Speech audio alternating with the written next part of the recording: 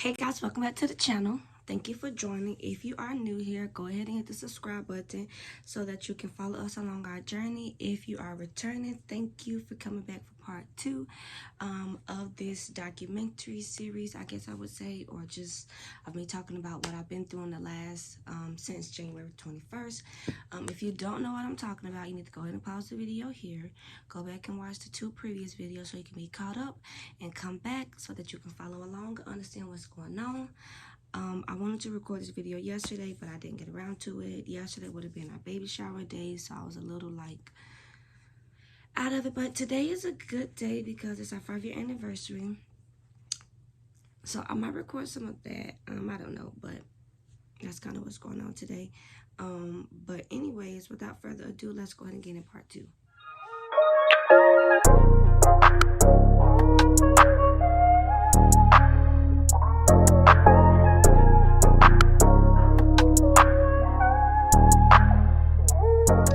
Okay, so now that we're back, and I hope you guys went and watched the 2 previous videos so that you can be caught up.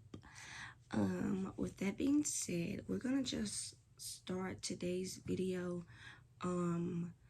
January 23rd, 2022, the day I gave birth, and kind of how all of this transpired. So again, I had my 28-week appointment on the 21st. I had high blood pressure, protein in my urine. They took me to the hospital. When I got to the hospital, they said I had severe preeclampsia. So for the first 2 days, which is the 21st and the 22nd, I was just being monitored, laying in bed. They gave me steroid shots to kind of boost the baby lungs. So yeah, that's what I was doing for the first 2 days. And then the third day came, which was the 23rd, and my doctors came in, and they did the regular like little routine that I was doing for my high blood pressure, which was I was on magnesium, and they was giving me some pills and just a lot of stuff to try to get my blood pressure down and to also keep the baby inside healthy and strong. So we did that, and then the 23rd, that morning, he was like, well, I'm gonna come back this afternoon and do an ultrasound and kind of just check up on the baby. Now before the 23rd, the previous room I was in for the first 2 days, they had the baby on the monitor, so I was hearing his heartbeat and I knew everything was okay. That second night, they moved into another room, so we was not hooked up to anything. I guess it was like the longer term stay room. So it wasn't hooked up to anything, so I wasn't able to hear the heartbeat. And with the blood pressure medicine that I was on that day, I really can't remember or not how much movement I felt. I kind of wasn't really thinking about that or able to think about that. I feel like the medicine that I was on, it had me like really like drowsy. Magnesium is to thin out the blood to kind of get the blood pressure more under control. And when I say it makes you feel like you're thinning out, like I was just like so woozy, dizzy. I didn't know where I was at. It was just, I hated that medicine. I did not get back on it. I told him I was not doing that. So he came in at about like 5, maybe like 4 o'clock, 5. So he came in, he had a little thing, he was about to do a sonogram. So I'm like, yeah, I'm excited, I'm ready to see the baby. I didn't see the baby on the 21st when I went, and I hadn't seen him since the 22nd. So when he was like, sonogram, I was like, okay, yeah, let's do it. Like, I'm ready. So I'm laying in the bed, and you know, we started doing it. And the first thing I noticed was that my baby wasn't moving. Because anytime we get a sonogram, he's moving, like cutting a rug. So we got him there. He wasn't moving. I didn't say nothing. I'm just watching. I'm hearing a heartbeat, so I'm like, okay, maybe he's asleep, or maybe he's tired. Maybe the medicine got him a little drowsy, so I'm not really trying to think too much about it. So he started doing the sonogram, and he's measuring everything, and I'm just watching. And so I said maybe about 5-10 minutes pass, and I'm like, is everything okay? Because he's not saying nothing. He just keep clicking, measuring his head. And he's like, yeah, everything is okay. Everything is measuring out good. The baby heart rate is good. So, sorry, yeah, my camera cut off, so I had to come back. So he's measuring everything, and I'm like 15 minutes into him doing it. I'm now asking, is everything okay? Because he's not saying nothing. The baby not moving. I just keep him click, and measure. So I'm like, is everything okay? And he like, yeah, everything is good. Everything is measuring out good, but the baby's not moving. And I was like, I noticed that when y'all first got on here because my baby normally. So he like, yeah, we're gonna, try to get him to move. But if he don't move, that's a sign that the preeclampsia is getting worse and that the placenta is hurting the baby. So I'm like, okay. So we keep going. I'm talking to the baby. I'm like, move my stomach and stuff like that. So now we're like 30 minutes into it and he's still not moving. So he said it again. And now at this point, he's more gearing to, we about to have this baby. So I'm like, wait, hold up. Let me call Diamond. Because Diamond normally gets our baby moving. Diamond had like just left to go to my sister's house just to like de-wine, take a break because we was there for 2 days straight. We wasn't knowing what was going on. So the third day she was like, I'm gonna just go to your sister's house for a minute and come back. And I'm like, okay, good, because we're not doing nothing. So I called Diamond. I'm like, Diamond, you need to hurry up and get up here because he said if the baby don't move, they're gonna have to take him out. Diamond like, what? I'm like, yeah. So here we go. My sister stayed like 10 minutes away from the hospital. Diamond got there in like 3 minutes. I know she was running lights. I know she was. So I hang out with Diamond and I call my mama. Actually, it's like 3 o'clock because I called my mama and she was out to eat with my other sisters. I'm like, Mama, they said about to take the baby. He not moving. I'm scared. I don't know what to do. I start crying. She like, calm down, calm down. You ain't feel the baby move all day. And I'm kind of like, I don't really know. I heard the heartbeat the past 2 days, so I didn't think about it. But on this third day, I cannot remember if I felt him move because I was on the magnesium. That magnesium really makes you drowsy, loopy, sleepy, out of your mind. So we on the phone, we talking, and the doctor in front of me, and he hearing what we saying, and he like, yeah, that would be good, like the stress test and still monitoring the baby. Yeah, we could have went that route if my preeclampsia wasn't so severe. So at this point, it's like either he's gonna die inside of me or he's got a better chance outside of me to survive. And that's literally like what he told me. So I'm like, I have no choice. Like, we don't have a choice. So we're still waiting for Diamond to come. She finally comes. She running. She busts up in the room. Boom, doop, doop, doop, doop. She run up in there. I'm laying in the bed. She look at me. I look at her. And she like, okay, give me a minute. So she tried to talk to the baby. Now at this point, he's still doing the sonogram. Like he's still moving around. Baby's still not moving. Like, so now I'm getting a little nervous. Like, what's going on? And now my head is like going. Like, I ain't got no choice.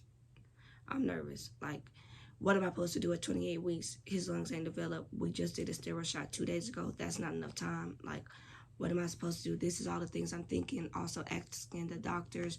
Like, also still trying to be calm. And he's like, yeah, the best option right now is going to be for him to be out.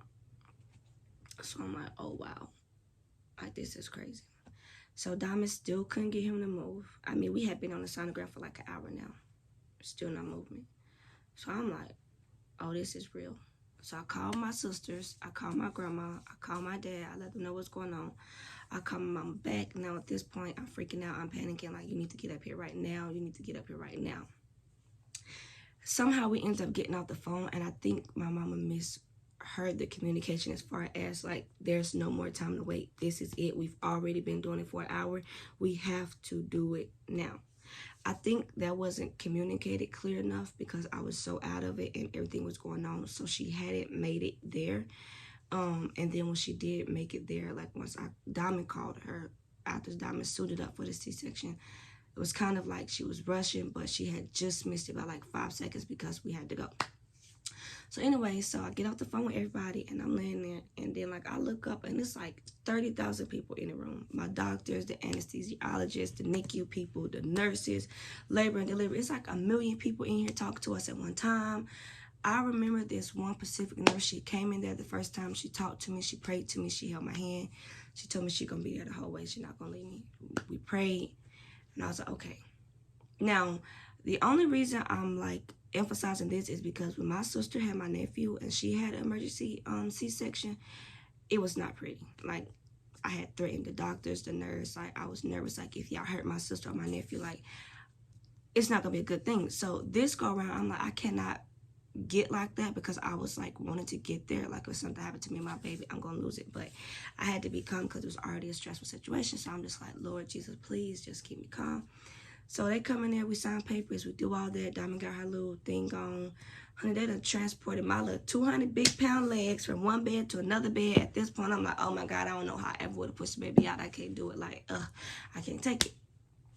So we get up there, and they gave me the, well, I don't know if it was like a full-on epidural because I was getting cut open, but they did numb me. But I know he said it wasn't a full epidural. It was like just some type of numbing something. So by the time I got upstairs, I was numb. Like my legs was heavy. I couldn't lift them, no nothing. I don't know how I would have pulled them legs back to have a baby. So we get up there, and they put me on the other bed, and Dama waiting outside, and they prepping. And I mean, I'm numb, I'm kind of drowsy, but I remember everything. I remember them moving me over to the table where they was gonna cut me open at. I remember them like putting a drape on. I remember laying down. As soon as I laid down and looked up, this bright light came on in my eyes, and I was like, oh my God, this is it. So I closed my eyes. I said a prayer. Again, the nurse was right there with me, and she was praying the whole time. And she like, stay calm. You got it. You got it. You got it. Just stay calm. And y'all, the doctors was just having like a normal, regular, like conversation, like what they was gonna do after work, picking their kids up, like what was going on for the week, like just laughing and talking. And I'm like, what is going on? Like, where's Dominic? So Dominic swore it took them 3 hours to come and get her. It was maybe like 10 minutes, but I was in the room, so I knew what they were doing. Like, they did a lot. Like, they had to do a lot. Get everybody in there, move me over, do this, do that, blah, blah, blah, blah. So they didn't really bring Dominic in until everything was set up and they were done, and they were about to come and open. So I remember Dominic coming in, and I just remember looking at her, and she looked at me. And all I remember is I kept saying, we about to have a baby. I can't believe this. We're about to have a baby. We're about to have a baby. I can't believe this. Like, what's going to happen? We're about to have a baby. I just kept looking at her like, I kind of feel like I felt her and the baby, because for one, it was way too early. For two, it was really nothing I could do. And for three, it was just more heartbreaking, because how is something that's supposed to help my baby, that we grew together, that we made together, is hurting my baby? Like, that just didn't make sense to me. Like, how my body's supposed to be the best thing for my baby, and it's not. So like the whole time I'm just like, I felt them, I feel my baby, I don't know what I'm gonna do. Like, I just don't know. But the nurse was just so positive and optimistic. She's like, it's gonna be okay, don't worry about it, you're gonna be good, we got you, I'm gonna be right here the whole time. I remember her, like, Dama said she was behind me, but the way I was laying, I was looking up, so I kind of felt like she was on the side of me, but Dama said she was right behind me.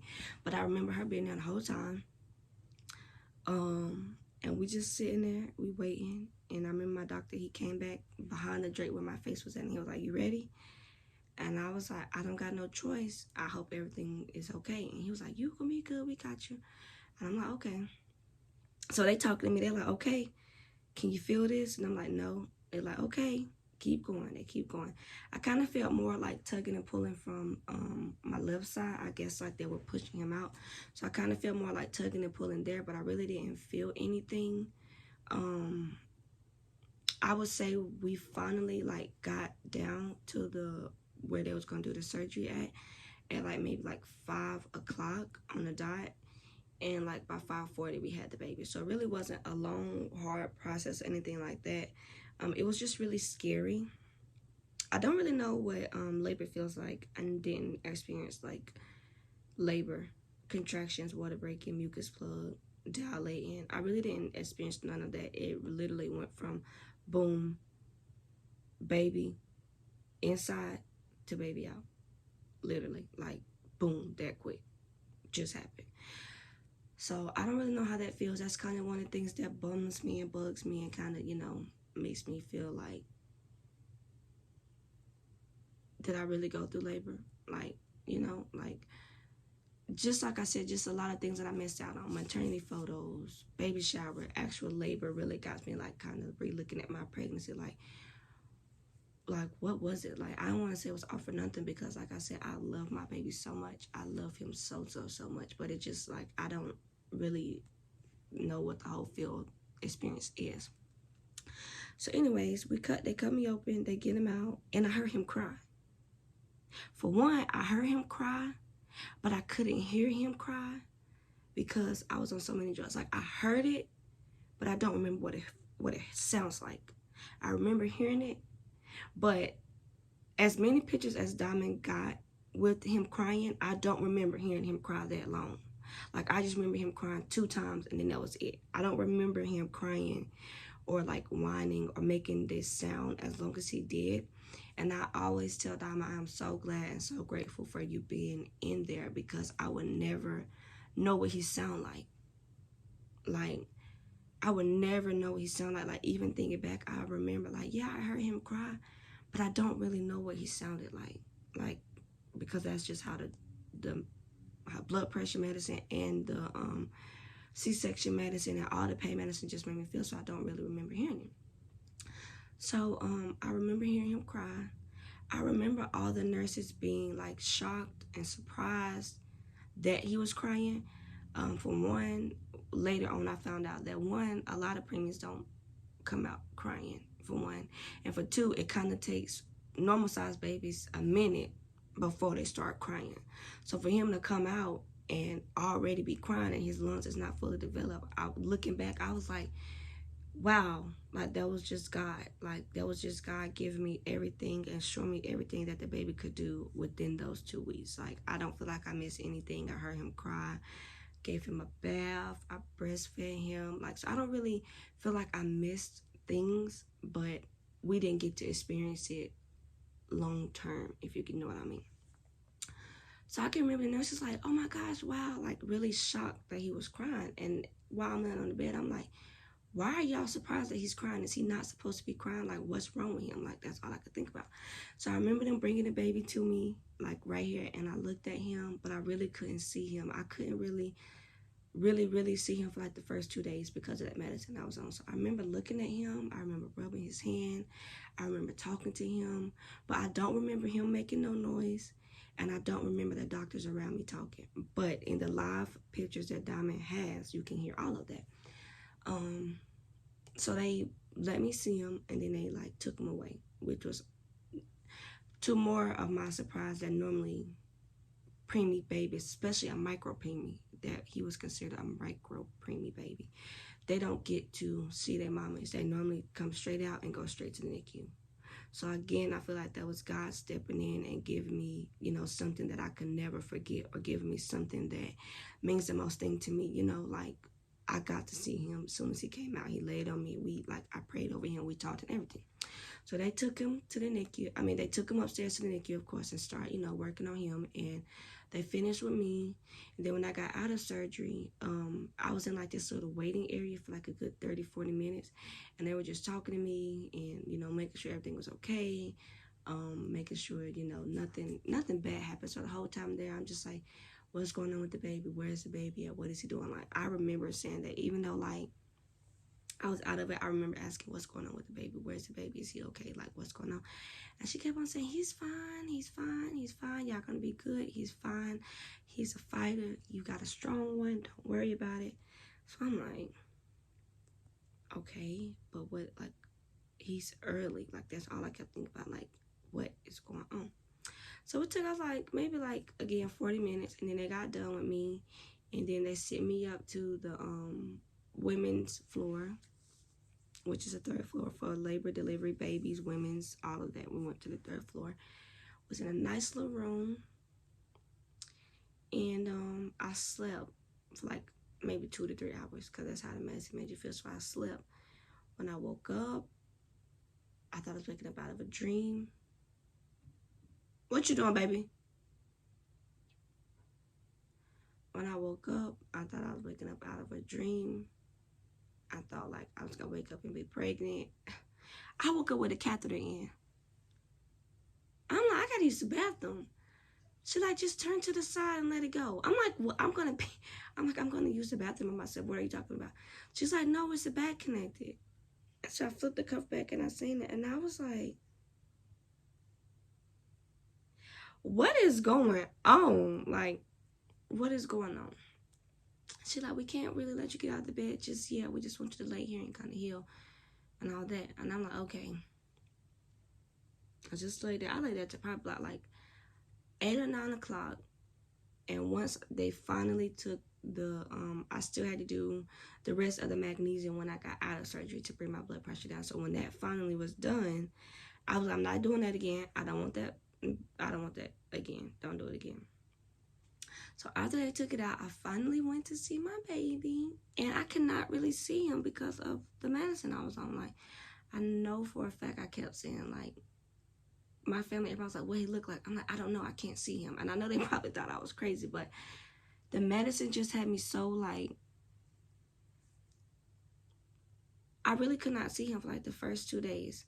And I was like, I do not want to get on that medicine again because I cannot care for my baby the way I need to. Like, I can't do nothing. Like, I don't want to be on that medicine. So that was labor and delivery. Very, like, scary, but to the point.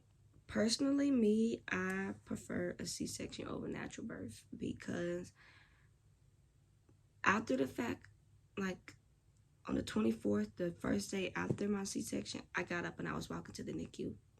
Like, I was breast pumping. I started breast pumping that next morning on the 24th. I was breast pumping. I was actually getting milk. And I was determined to take my milk to the NICU. So when the nurses see me walking, I was like, you out of the bed walking? I'm like, yeah, I got to get down here because I think Diamond was going to work for that day, but she was coming back, but she either was going to work or going home to get something to something. And I was just like, okay, I can't like not see my baby until Diamond get here. Although they did have a camera, it's called Angel Eyes, and it's a camera that's set right over his NICU thing, and it looked straight down into him, and we could see everything they were doing. So I still got to see him, but no, I wanted to like physically put my eyes on him. I wanted to take him milk, like all of that. So I think a C-section is better for me.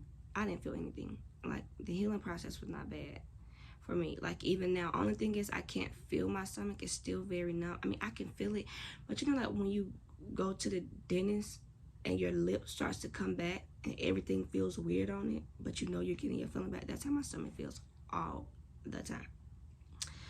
So, yeah. That's my labor and delivery story. Diamond was there the whole time. She's an amazing person. She really didn't show she was nervous, which kind of made me feel like, okay, I can't be nervous. Like, Diamond, I don't know. If I kind of sometimes feed off of Diamond energy. Like, if she's more positive or like upbeat or trying to look at things, I'm like, okay, let me just calm down. Let me calm down. But she didn't like, I knew I was crying before. I was like, oh my God, I can't. She wasn't crying or nothing. So when I got out and she was like, okay, we okay, everything's good. I'm like, okay, we good. Like, okay, you know, we gonna be okay. The baby gonna be fine. We're gonna get through this. So that was pretty much it.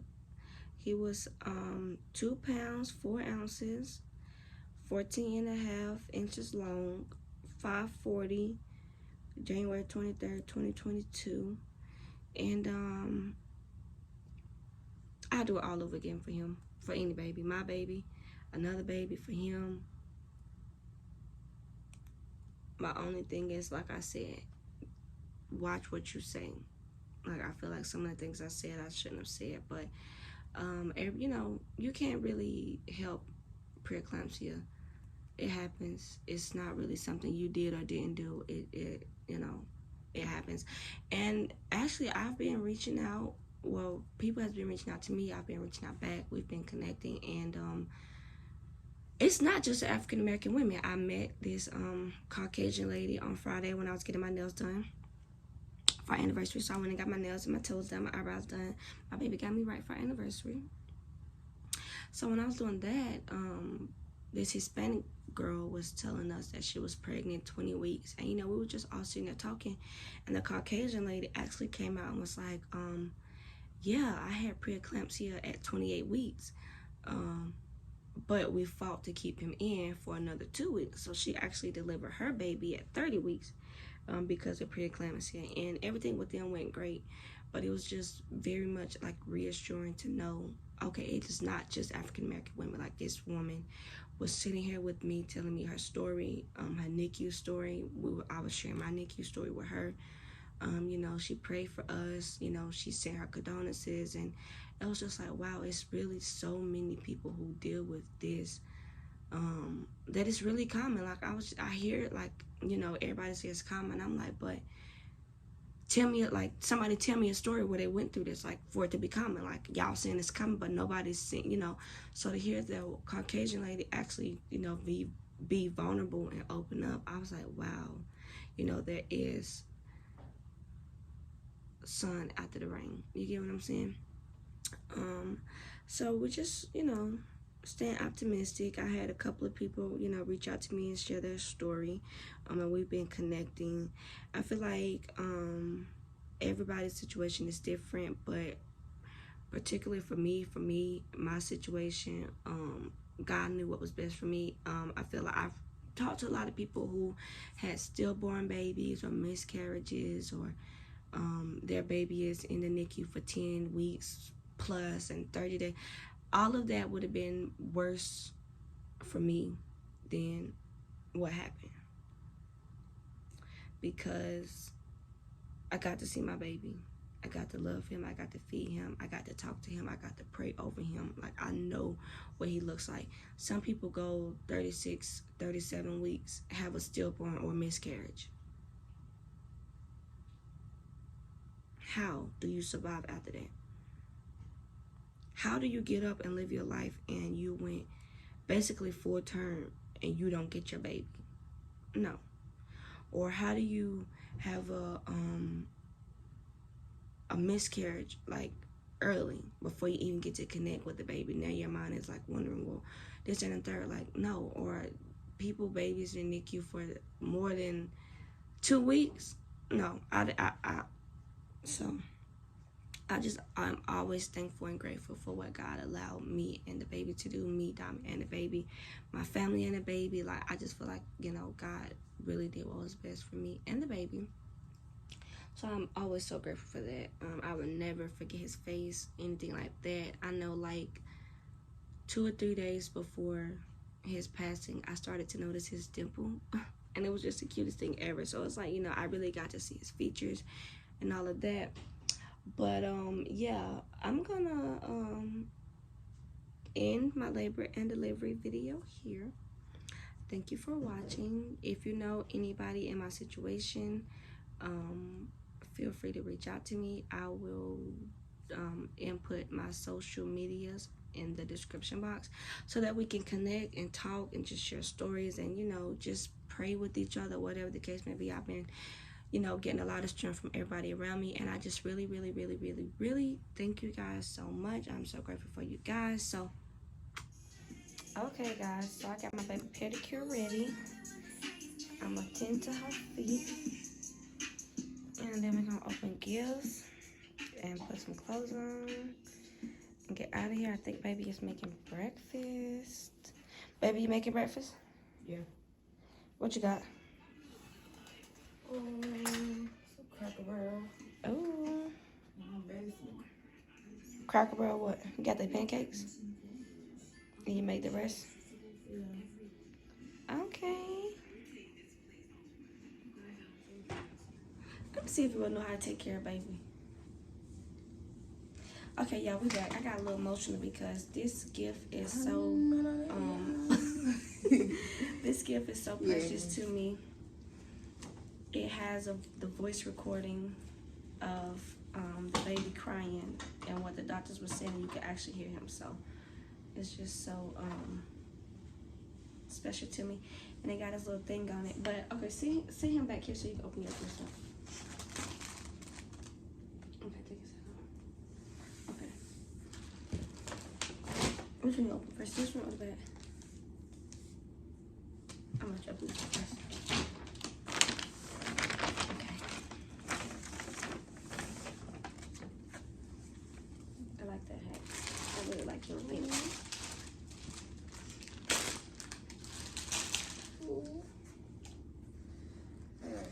Show the details on your hat. Show the side. I like the side.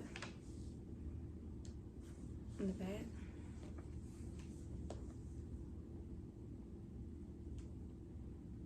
Don't be mad if I have your hat on. Yeah, I like the pink on the bottom. What you doing? What is you doing? Let me see it. No. Let me see it.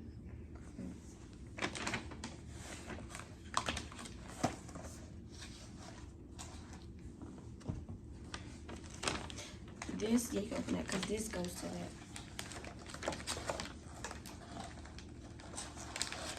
Let me see your left paper. Okay, Mama, did you wrap this up? Yeah. Let me see Let them see your wrapping paper before you open it. Mama. Open it like this.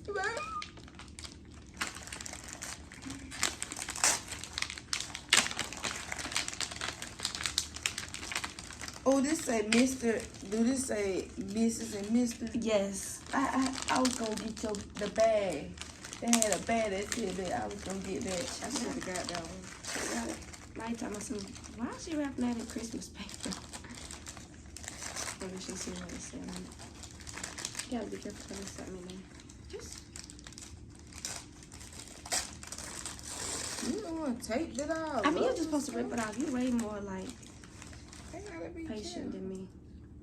Oh.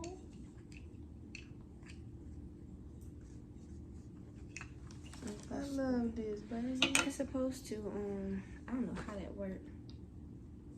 Do you think I can see it? In my keychain. Oh, let me see. Baby. Let me see. This is cute. Yeah. Oh. I love this though. Okay, you ain't even seen the other one, so how you know which one you really love? It's supposed to stand out.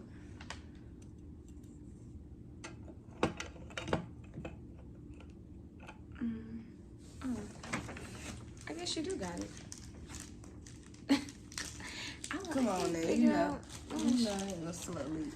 I was like, I was gonna try to show him, but I couldn't get it to stand up. I'm gonna get it to stand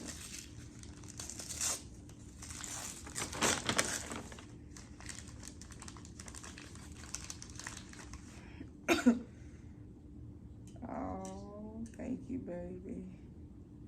This is my favorite lighter. I love these. This is my favorite. I'm not gonna use this one. I'll keep it. Yeah, I'm just putting it on. I'm sure. It has her in the baby picture. And it's me and baby. Thank you, baby. Thank you, baby. You're welcome. Okay, I'll open this one. Okay, I gotta open that one. Yeah. How you just had me jump from gifts? I ain't even finished getting to do my bag. I know, but that's okay.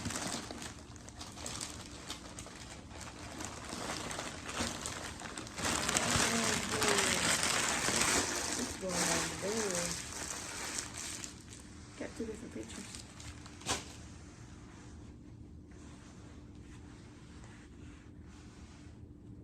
Thank you, baby. You're welcome, Papa. It's like a silk or satin. Oh, just so y'all can see. I don't know. I don't Yeah, I love this. This one right on the lid.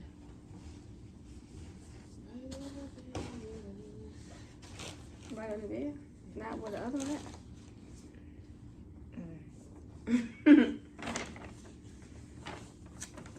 Oh yeah. Baby know what I like. I don't know if I even should show y'all people my hoodies. I got me some nice hoodies. Yeah. These ain't no cheap hoodies either. Just to let y'all know. Yeah, you know. Just let me know. Yeah. They ain't no cheap hoodies The either. girl's crazy. The back though. That back dope. I ain't even gonna show y'all the front. Yeah.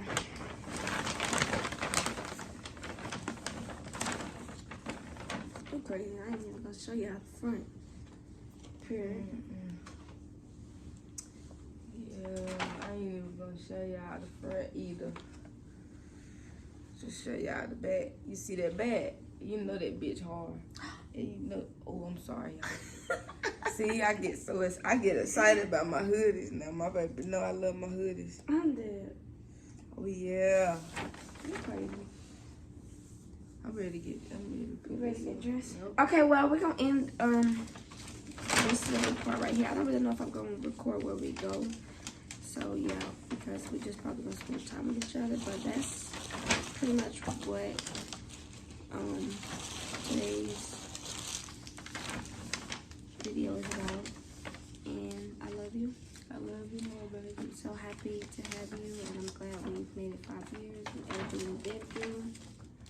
You know, sometimes I be wanting to like do something to you, but overall, I love you. And I really appreciate you. And I thank you for everything you have done. And being here and loving me. Because I know I could be a little bit, you know. But don't act like you out in the city, because you know what? Sometimes you Don't. but we have our days. Yeah. But we're working through it. And overall, I love you. I love you more. So, I guess I can't go in that video yet. So, tune in for the next one.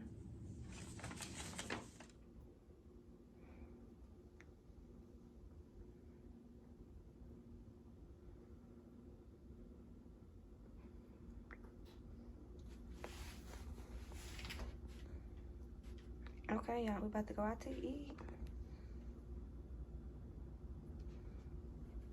And we clean. Looking good.